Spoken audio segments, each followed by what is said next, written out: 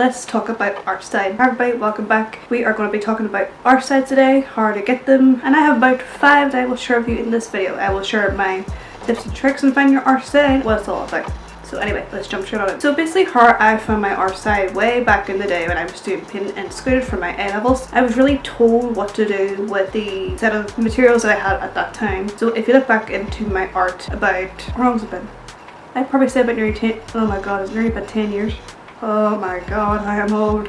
Anyway, so it was about a good long time ago when I was in school. So I started off by doing this sort of more painterly style. I really love texture in my paintings, and I love just the brush strokes and that type of thing, and using warm colours and cool colours to add in highlights instead of using black, because that was like a big no-no back then. First comment below if you went to art school or study art in school, and let's just share in the paint together. But yeah, I really found this style just by experimenting and looking at other people's art and what I liked. And then I stopped painting for nearly 5 years. I ended up getting a fashion degree. I talk about it in my very first talking video. I leave a card up here for you that you can watch it. But yeah, I stopped painting for nearly 5 years. So I started digital art around in the lockdown about nearly 3 years ago now, which is crazy to think about. And I really had to start over again and really find sort of my style again and just break away from the style I was told to do and sort of figure out what God was wanting me to go into. So yeah, I really started off not really knowing what to do. So the first real paintings I did with the digital art was my New Growth series. So it's more like the first art style that I have, which is the more painterly artistic style. It's the more painterly style. It's really focused on having that artistic acrylic style into a digital piece. And that's what I really loved doing in the beginning, and just really focus on the textures and everything else. And then that eventually went into the more oil style paintings that I did for my Body of Jesus series. It's basically just like a whole portrait sort of style, and just really focusing on the textures and just the art, like the oil like textures and the really rough kind of style, which I really enjoyed, and I will probably get back to, I hope, at some stage. And then as I sort of went on my art journey, it sort of changed. Like I started the WEBTOON, and then I started to get into more anime style, which I really don't want to talk about because it's crap. But anyway, yeah, it sort of went into that style. And over time I started to watch a lot of people on YouTube and starting my own channel and looking at people who I enjoyed to watch. And for like, so Sam does art, I love his style, but then when I tried it, it really didn't work for me.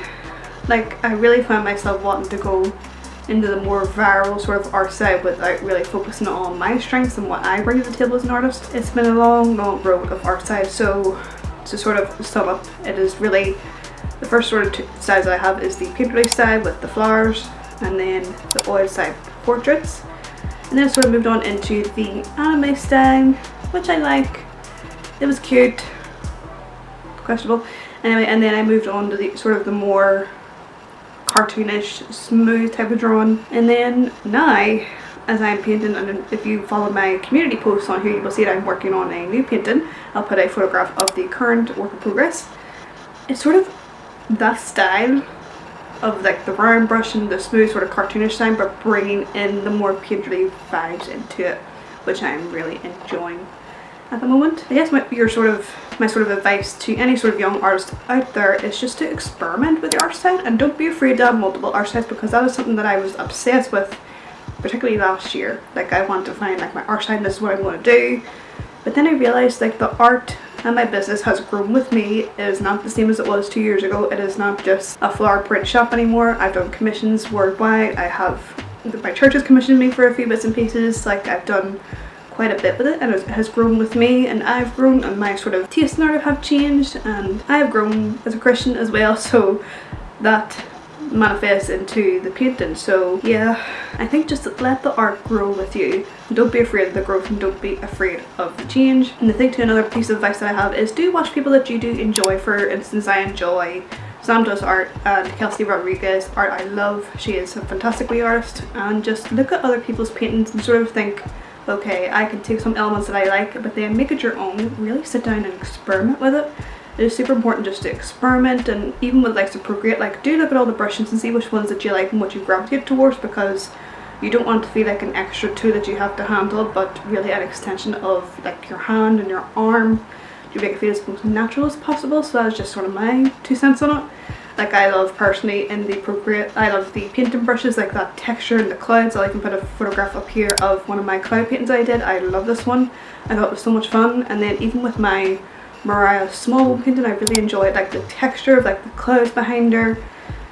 Yeah, like I just really find brushes that I like and what give me the effect that I want to get, and to sort of translate the more traditional art that I haven't done for a very long time, but translating that into digital. But yeah, let me take a sip of coffee. So yeah, don't be afraid to experiment with your art style, don't be afraid to change, and don't be afraid to try something new. If you want, if you're comfortable, that's great, but even just get out of your comfort zone as an artist and try something new. And try something you've never done before if you've never tried digital on Photoshop or Procreate, or even traditional art with like acrylics or oil painting or watercolors or whatever medium that you have at your disposal. Don't be afraid to try new things, don't be afraid to grow, and don't be afraid to remain teachable and to learn new things and to receive constructive criticism, because I think that there's a big difference in constructive criticism and just people just being a hater. Like there's people who have given me over the years really good criticism to improve and to take on and say, okay, I made a mistake, let's make this better. There's people who just shoot you down because they're in front of a keyboard, and yeah, it's not particularly nice, but it's one of those things of being an artist online. So I hope you take this little video just to encourage you to grow in your art style. Don't necessarily copy what everybody else is doing, but just make it your own and make it your fingerprint on the art world and in this industry. It is hard, but I think that you will get there. So yeah, that is my 2 cents on how to find your art style and all of my different art styles that have grown over the years of being a digital artist online. So yeah, it's been a journey and I will continue to grow with it as well. So I think that will do me for today's video. Be sure to give me a like and a subscribe, and be sure to watch all my speed painted videos. I will leave a playlist for you in the end screen up here, and I will see you guys in the next one. Bye and God bless.